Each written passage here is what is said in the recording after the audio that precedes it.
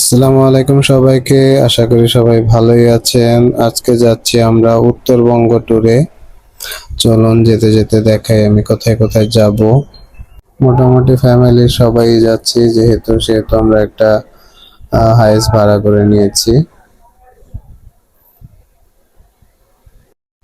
এটা হচ্ছে যমুনা সেতু।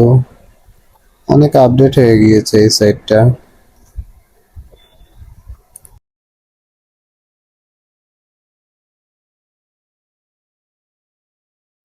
তো যমুনা সেতু শেষ করে আমরা চলে এসেছি সকালের নাস্তাটা শেষ করতে অ্যাস্টোকার্ট রেস্টুরেন্টে। এটা যমুনা সেতুর পরেই পরে সকালের নাস্তা খেয়ে আমরা চলে যাব এখন খেরুয়া মসজিদে।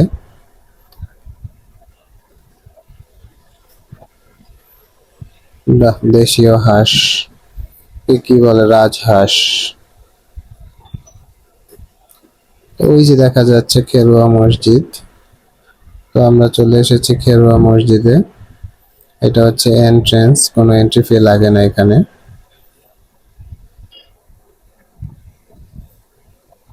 পূর্বকালীন মসজিদগুলো দেখতে খুব সুন্দর লাগে আমার কাছে, ঐতিহাসিক মসজিদ। এখানে কারো একটা কবরস্থানও আছে।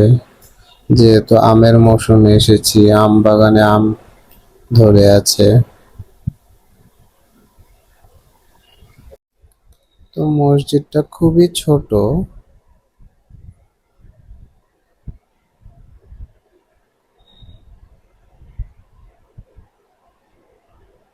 তো খেরুয়া মসজিদ শেষ করে চলে এসেছি মহাস্থানগড়।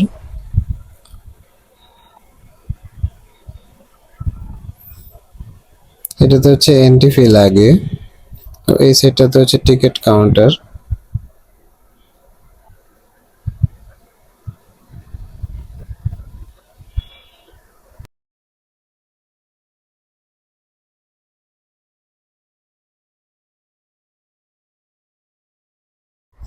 এটা 30 টাকার টিকিট কাটলাম, ঢুকে গেলাম ভিতরে।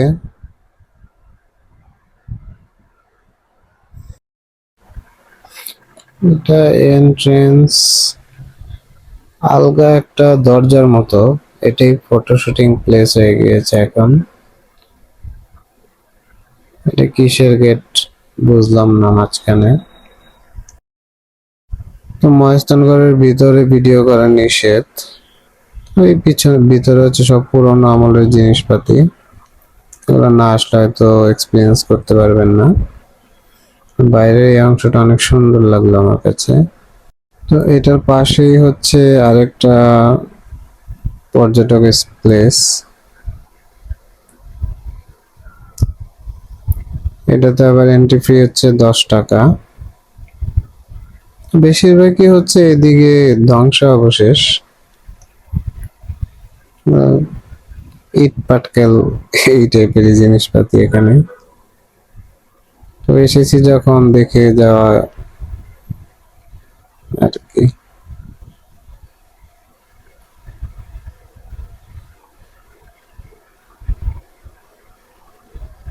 তো এর মধ্যে আবার হচ্ছে আমার সাথে একটা দুর্ঘটনা ঘটে যায়। এখান থেকে বেহুলার ঘর দেখতে যাওয়ার সময় আমার ট্রাইপডটা হারিয়ে ফেলি অটো রিকশার ভিতরে। তো কোনো রকম হচ্ছে অনেক কষ্টে ওনাকে খুঁজে পাই। তো আমার ভাবিও অনেকটা হেল্প করে, এই যে এই ড্রাইভারের কাছে হারায় জিনিসটা। তো এই মিররে ওনার ছবিটা পাওয়াতে ফিরে পেয়েছে অবশ্য।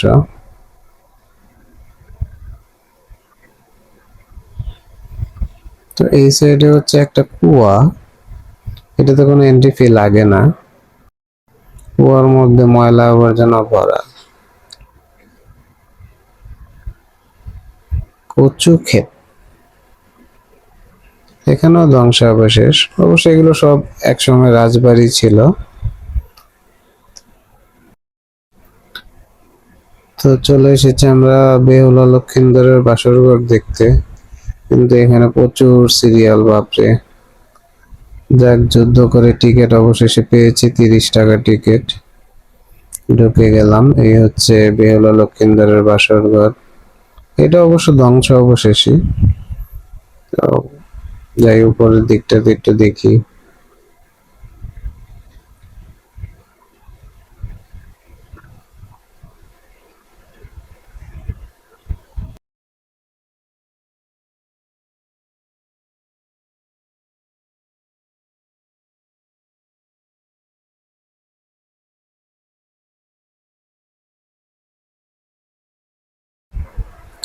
এই জায়গাটাতেই হচ্ছে বাসর ঘরটা বানানো হয়েছিল, এখানেই সাপ ওনাকে কামড় দেয়। ও অনেক বড় ইতিহাস, আপনারা অবশ্য অন্যান্য ভিডিওতে দেখেছেন, তাই আরো আলাদাভাবে বললাম না। আর এগুলো ইতিহাস তো আপনারা পড়েছেন কম বেশি।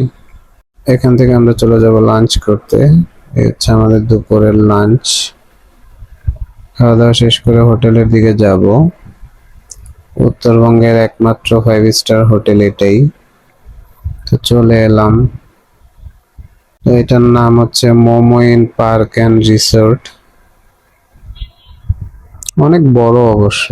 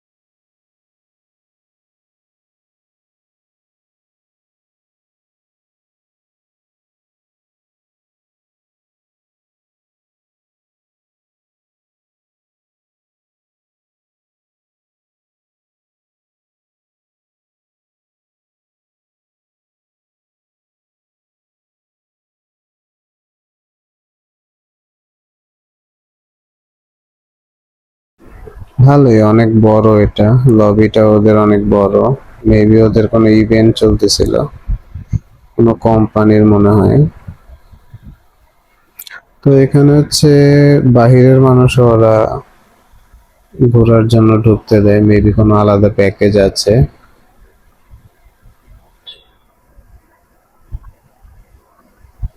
তো আমরা এখানে এসেছিলাম ঈদের ছুটিতে। ব্লগটা অনেক পরে আপলোড করলাম।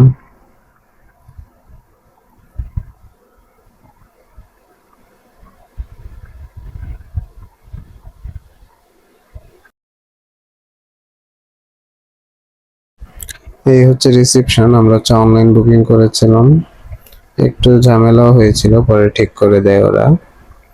তো আমরা হচ্ছে টোটাল 4টা রুম নেই। এই হচ্ছে একটা রুম।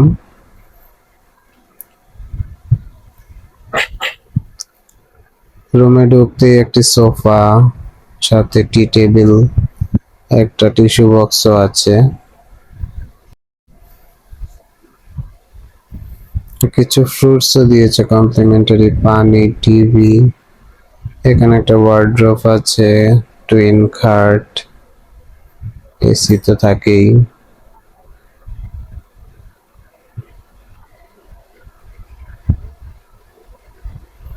এই হচ্ছে ব্যালকনি, ব্যালকনি ভিউ আর কি। এটা হচ্ছে রোড সাইড ভিউটা। এই রুমটা তো হচ্ছে রোড সাইড।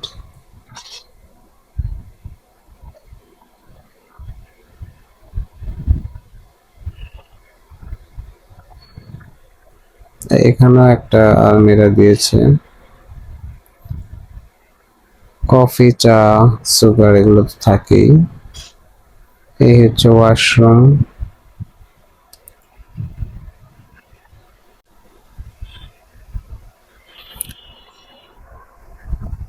তো ওয়াশরুমটাও ভালোই, এখানে আলাদাভাবে মিরর দেয়া আছে। হেয়ার ড্রায়ার, সাবান, সোপ, বাথটাবটাও ভালোই।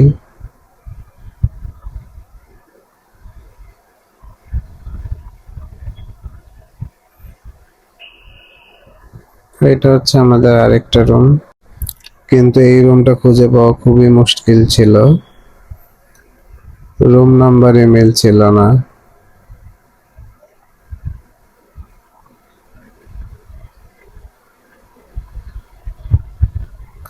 14 নম্বর রুম নেই। 14 নম্বর রুমটা একদম সেপারেট, মানে আপনি খুঁজে পেতে এখানে স্ট্রাগল করা লাগবে যে রুম কোথায়।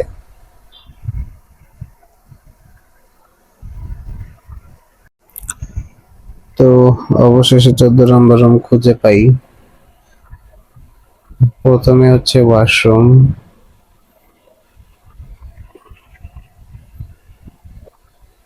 তারপর একটা আলমিরা, কমপ্লিমেন্টারি ফুড, টিভি, মিরর, এই হচ্ছে টুইন বেড।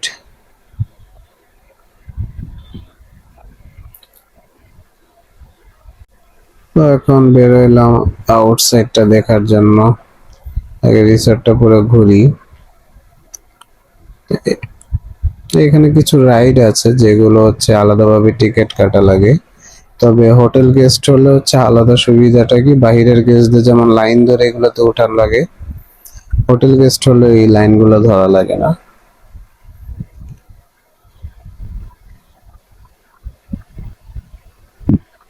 তো হচ্ছে ওদের ক্যাফে এরিয়া, এই যে দেখুন কি পরিমাণ লাইন, মিনিমাম 100 মানুষ ছিল, তবে হোটেল গেস্ট হওয়াতে আমাদেরকে আগে দিয়ে দেয়।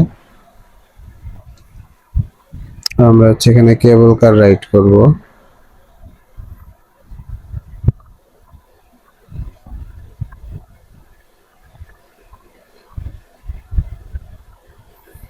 তো কেবল কারটা হচ্ছে দুর্দান্ত স্লো।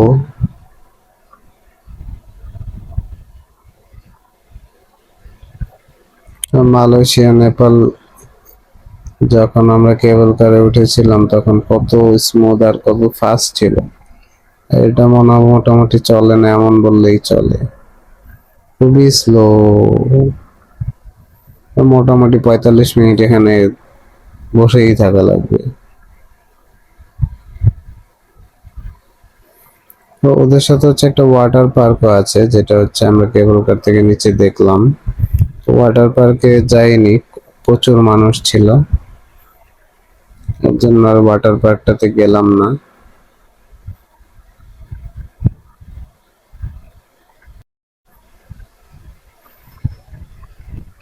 তো আমার কাজিনরা আরেকটাতে, আমরা আলাদা।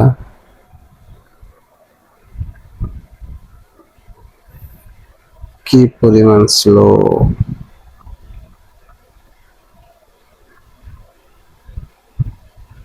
বাহ, আমাকে ভিডিও করতেছে, কত ফ্যান্স আমার। কেবল কাজ শেষ করে আমরা একটা ট্রেন সাইকেল নেই,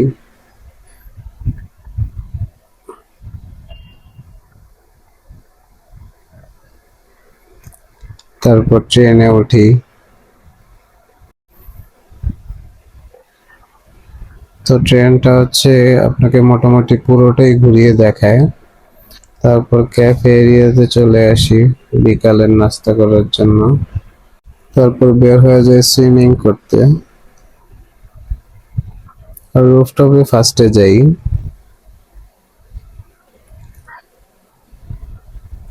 রুফটপ হচ্ছে রাতের বেলা অফ করে দেয়, যার কারণ হচ্ছে আমরা আর নামার সাহস করি না, যেহেতু কেউ নেই। তো ওদের হচ্ছে সুইমিং পুল দুইটা, আবার নিচেও আরেকটা আছে। তো এই হচ্ছে নিচেরটা।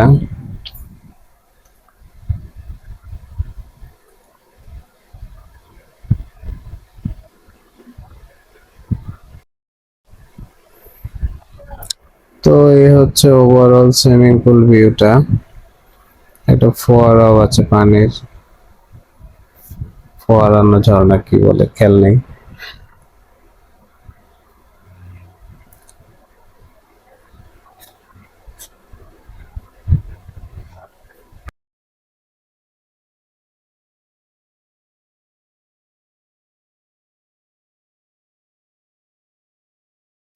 তো রাতের ভিউটাও খুব সুন্দর ছিল। অনেক রাত পর্যন্ত ওরা গেস্ট অ্যালাউ করে, বাইরের গেস্টরাও মোটামুটি অনেক রাত পর্যন্ত দেখা যাচ্ছে। তো সুইমিং শেষ করে আমরা চলে এসেছি ডিনার করার জন্য। সিরাজ, চুই গোস্ত।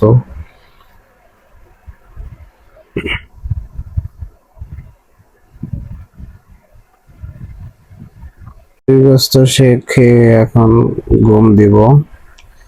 গুড মর্নিং সবাইকে, এখন যাচ্ছি ব্রেকফাস্ট করতে।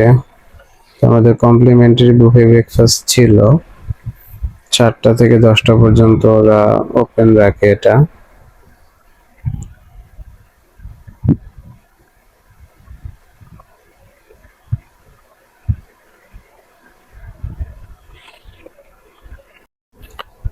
তো মোটামুটি ব্রেকফাস্ট ইংলিশ বাংলা সব রকমের ছিল।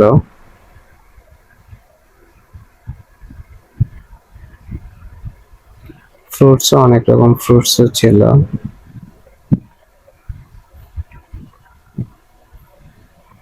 আমরা বাঙালি ফুড দিয়ে স্টার্ট করলাম, ফ্রুটস দিয়ে শেষ করলাম। আমরা বগুড়া থেকে এখন যাব নওগাঁর দিকে, তো মাঝখানে হচ্ছে পাহাড়পুরটা ভ্রমণ করব। ওইটা দেখে হচ্ছে আম কিনবো, তারপর ব্যাক করব।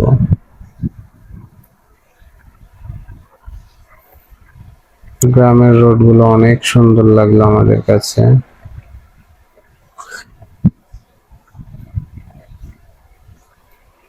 কৃষকরা ধান শুকাচ্ছে।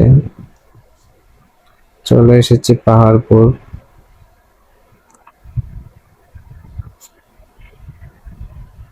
এখানে হচ্ছে একই সাথে অনেকগুলো ইয়ে আছে, ছোটখাটো মেলার মতো আয়োজন এখানে দেখা যাচ্ছে।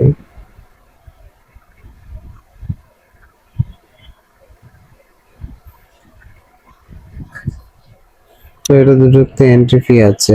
এখানে হচ্ছে টিকিট কাউন্টার, এই হচ্ছে টিকিট।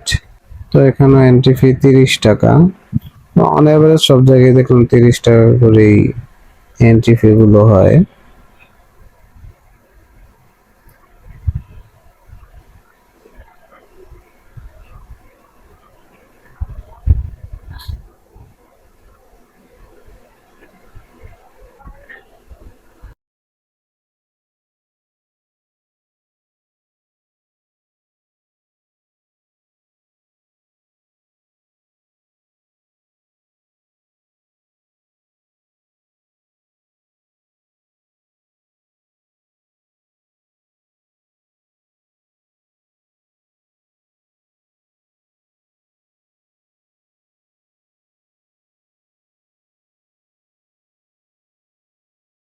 মোটামুটি গরমে হাফ বয়েল হয়ে হাফ আসছি।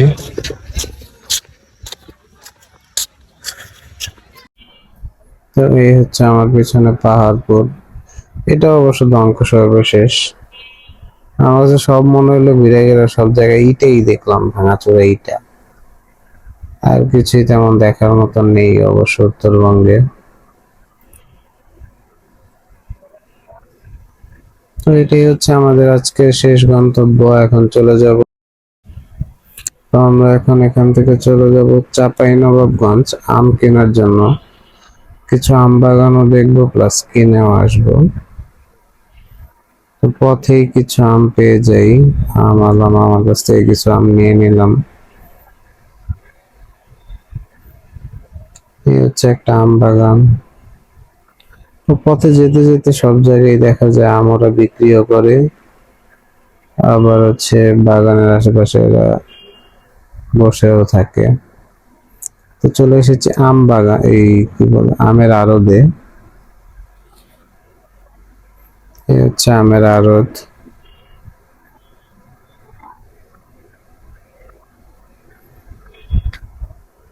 তো আড়ত থেকে আমরা আরো আম নিয়ে নেই।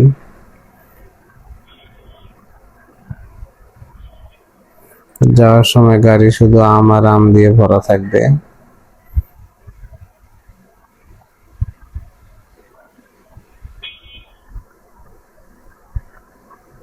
তো আজকের মতো আমাদের উত্তরবঙ্গ ট্যুর শেষ।